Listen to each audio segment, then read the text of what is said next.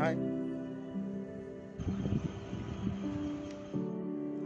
உங்களுக்கும் மாரிமுத்துக்கும் சண்டானி கேள்விப்பட்டேன், அது உண்மையா?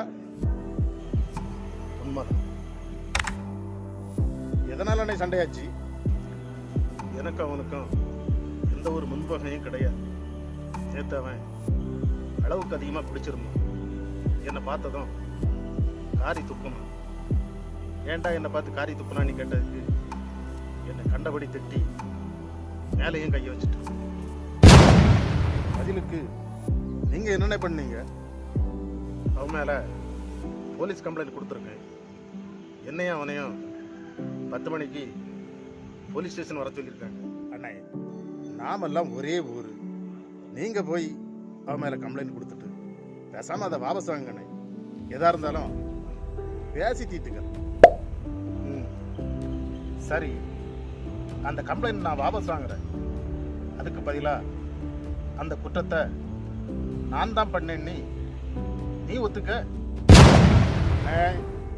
இது சரியில்லை, இது சரியில்லை. அவன் கேவலமாக திட்டி கையை வச்சது ஏன் மேல. இதில் 3வது மனுஷன் உனக்கு என்ன வேண்டி கிடக்கு?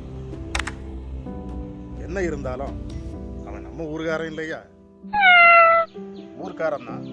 ஆனால் பிரச்சனை பண்ண பிறகு எவனா இருந்தாலும் எதிரி தான். நீ அரசியல்வாதி. உனக்கு வேணா இந்த ஊரில் எல்லாருடைய சப்போர்ட்டும் தேவைப்படலாம்.